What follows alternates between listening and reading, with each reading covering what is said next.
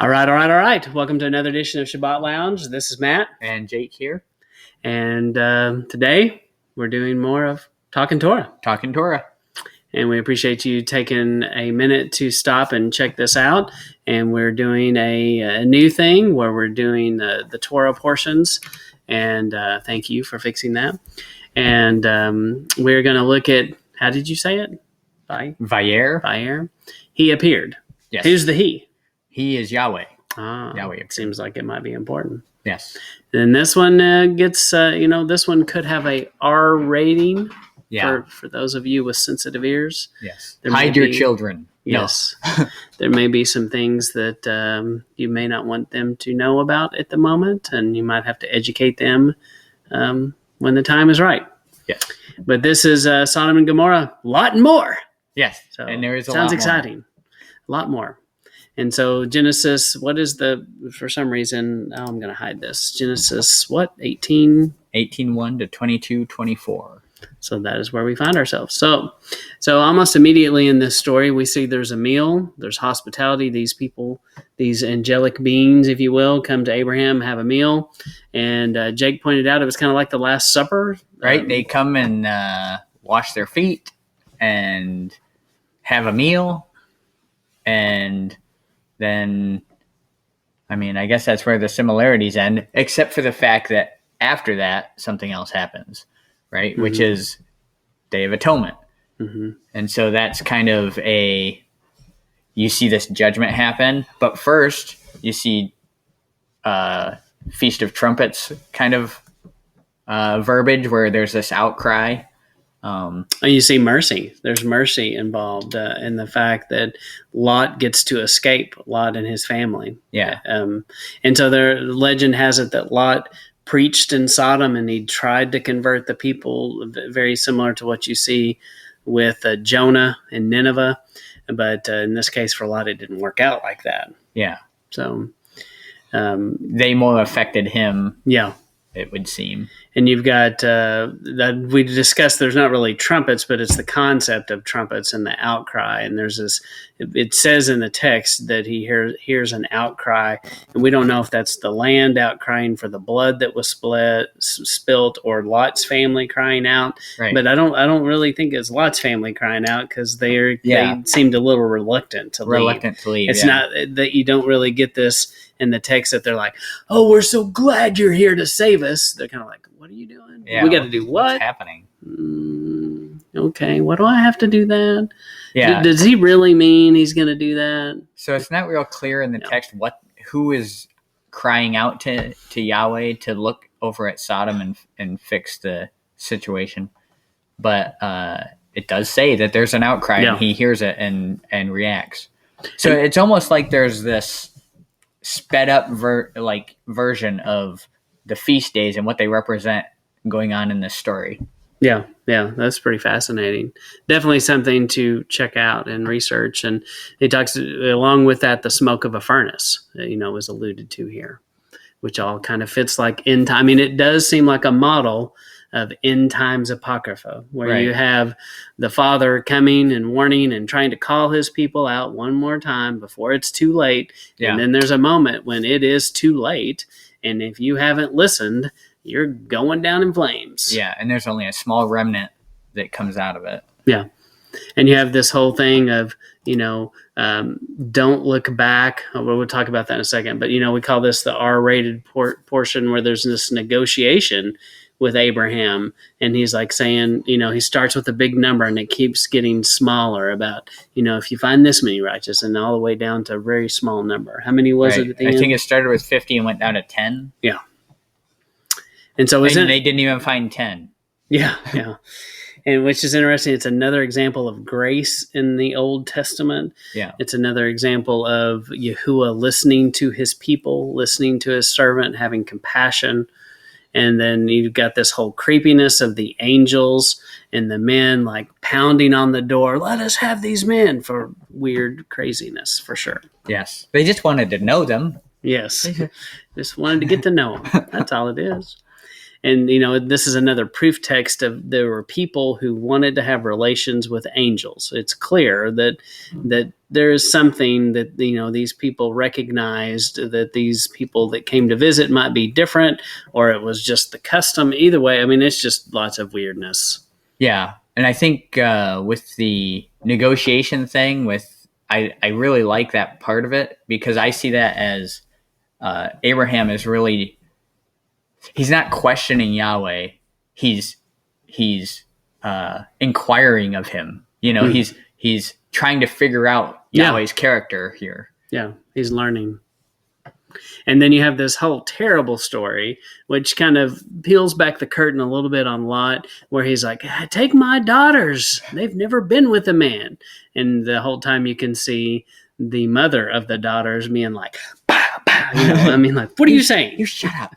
You shut up. Maybe she probably didn't do that. That probably wouldn't have been cool at the time. But in her mind, she was probably doing worse to him at that moment. And the daughters are like, Dad, what is your relationship with your father like? Clearly, we're going to find out. Yeah. But it can't be good after you hear your dad say such a thing. Right. And maybe, you're just, it's a bad situation. Right. Well, I think maybe it shows how desperate people will get in the last days. Maybe. Yeah, it's a great example of that. Yeah. And so you see the salt pillar thing, and, she's told not to look back and to leave it all behind. Another reference of, like we talked about with Abraham, like we've talked about before, about being mixed in with Babylon, and the Father calling us out to leave it behind. He doesn't want us to long for the leaks back in Egypt. And she was clearly going, hey, it wasn't that bad back there. And, turns around and the rest is history. And the thought that, one of the daughters was left back. So it's you have a lot of things going on here. You have the idea of leave your family to go with where Yahweh wants you to go. You have the idea of being called out, holy and set apart. Yeah. And you have the idea of repenting, even though they're not perfected, right? As they're leaving Sodom, that's repentance. And there's no real punishment until you stop repenting and turn back towards Sodom, just like we see in Egypt. And then you have another crazy story. This time Lot gets drunk like Noah did, and bad stuff happens. Don't get drunk. Yes. Bad stuff happens. And then you get the Moabites out of this, and you get this weird story where these girls, right after it happens, are like, it's the end of the world. There's no one else left to populate. We must do this. And it's like, how did you jump there so fast? Did you forgot you had a uncle out there named Abraham? And you forgot that the messengers were telling you to go to the city, and you chose the mountains. Yes. Yes. So there's something there that such a crazy story. They weren't getting it. Yeah. Well, there's something there that we don't really have the whole story. Yeah. Definitely a lot of ew. And this whole part of the story is just weird. Yeah. And then you get the whole thing with Isaac and Ishmael, the conflict with the mothers. It's like, duh. I mean, of course there's going to be conflict when it goes down the way it did, and these two mothers are going to have some issues. Yeah. And so, and Abraham is kind of like, whatever, do whatever you need to do. And so she does, and treats her terribly, and she goes out in the wilderness, and it says that Yahuwah, once again, he hears this crying out in the wilderness, and he sends his messengers. And he responds. He takes care of them. And I believe that he takes care of them mostly because of their connection to Abraham. Yeah, it says when in the text that they're blessed because of Abraham. Yeah. It pretty much says that. Yeah. So you have that happens. And then you've got, so that was R-rated. Well, what about human sacrifice? Is that R-rated? Probably. Super. And so you have this next, and you see that Isaac is willing. Isaac, at this point, it's debatable how old he is, but, I feel like he's clearly old enough to take down a 100-plus-year-old man. And yes, they age differently, but by the time you get to Abraham, the time span, his lifespan is much shorter. Right. And so he could have at least outran him, probably. Yeah, I'm thinking Isaac could have punched him or hit him where it hurts and ran away. And yeah, I think that would have been easy for Isaac to do, but Isaac shows his character that he was willing. He's a willing sacrifice. And he's old enough at some point to realize, wait a minute, because you kind of allude to that here, where you can kind of see Isaac's wheels are turning like, wait a minute, what's the sacrifice? Whoa, hey. I see what you're doing here. Okay, if that's what it's got to be, let's do it. Yeah. Yeah, and then the ram. There's a ram in the thicket, and so to me, if you do a study on thorns and their relation to sin, you see it in the beginning when they're kicked out of the garden. You'll plow the field, and the thorns you'll have to deal with. It all came because of sin. This is another example of the thicket is, if you look in the text, it's a thorn bush. And if you imagine a yearling ram just getting its horns and not really knowing how to, where its head can fit, if you've seen animals do that. And I just imagine this ram getting its head stuck in the thorn bushes by its horns, not antlers. And so it's like wearing this crown of thorns, That's obviously good. symbolizing Messiah. And like you were bringing up the burning bush situation. Yeah, it's kind of like another burning bush kind of moment that seems significant in the life of Abraham for sure. And all I could think of was the kid that in the school desk that tries to stick his head through the little hole, and they've got to hacksaw him out. Yeah. So yeah. That's exactly what happened. yes. Young bucks sometimes don't understand their limits. Right. We should say it's a good way to put it. So, and you do see this concept of the only begotten Son, and it does seem like a test that Abraham passes with flying colors. Yeah, Yahweh says that after this that because you were willing to offer your son, I'll offer my only son. Yeah. So anyway. Oh, one real quick. Yeah. So when Abraham turns around, I've heard this idea before. When Abraham turns around, it's the Hebrew thought of that is that when you look back, you see forward because everything's cyclical. Mm. So when he was looking back and seeing the ram in the thicket, he was seeing Yeshua on the cross. That's good. There's a lot here, and there's a lot more than we're going. Yeah. Than we, just hitting the highlights. Yes. Trying to go through quick, and then where does this happen? It's kind of interesting. Mount Moriah. It sounds like Lord of the Rings, but it sounds like some random area. And so when you look up Mount Moriah, well, what do you know? You find out it's the Temple Mound in Jerusalem. And so right at, and just like Jake was saying, it makes sense that I know this could be weird for some of you who have never thought about this, but it very likely could be the spot where Yeshua is crucified and the blood drips down actually on the Ark of the Covenant, or on the Holy of Holies. So definitely some interesting concepts there, but there's no shocker that it would happen here, right? And way before any of this is here. So, I think a lot of like early on when you're looking into this stuff, you don't realize Jerusalem was from way back then. Yeah, Salem, and it's it says Salem most of the time early on, and it just carries through.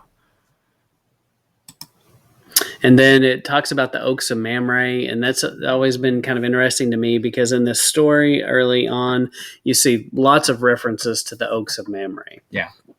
And so here is a picture of what's supposed to be one of Abraham's oaks of Mamre that's really old, and they've had to support it and help hold it up. So it is kind of interesting. It's definitely a concept that I'm not quite sure that I understand what it means, other than it could stand for rest and refuge and protection, comfort. So I did find this funny cartoon about it. So I like how it says, like, do you smell smoke? No, but I smell salt. And then you have the pillar of salt here. And she says, oh, this was totally worth being turned into a pillar of salt for. Was it? Was it indeed? I don't think so. Now, I know supposedly this pillar of salt still was up in the time of Yeah. Yeshua.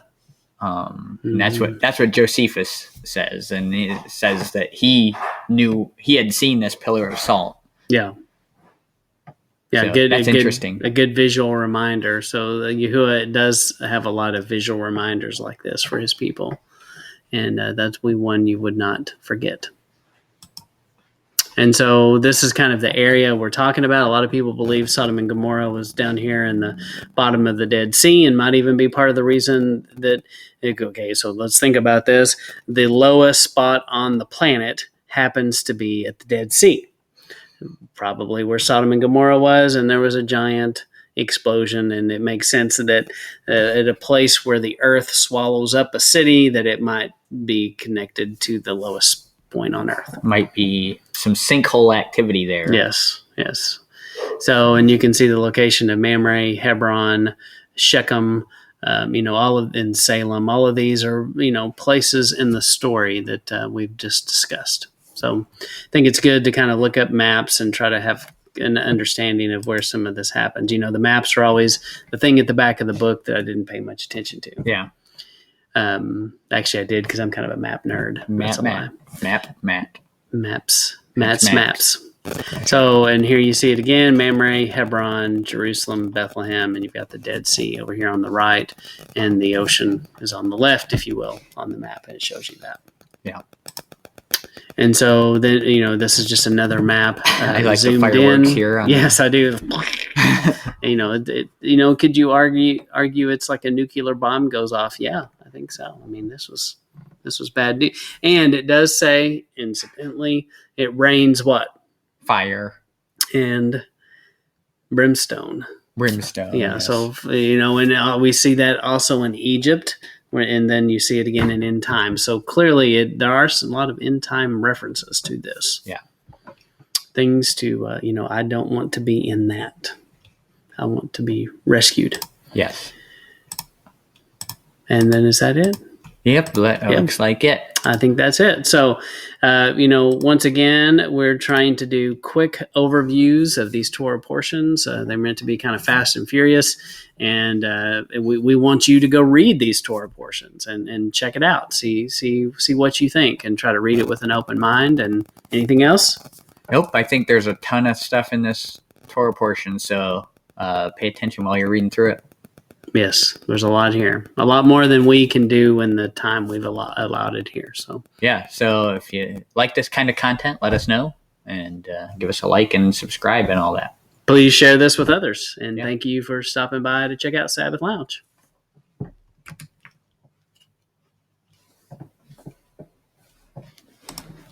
I'll look.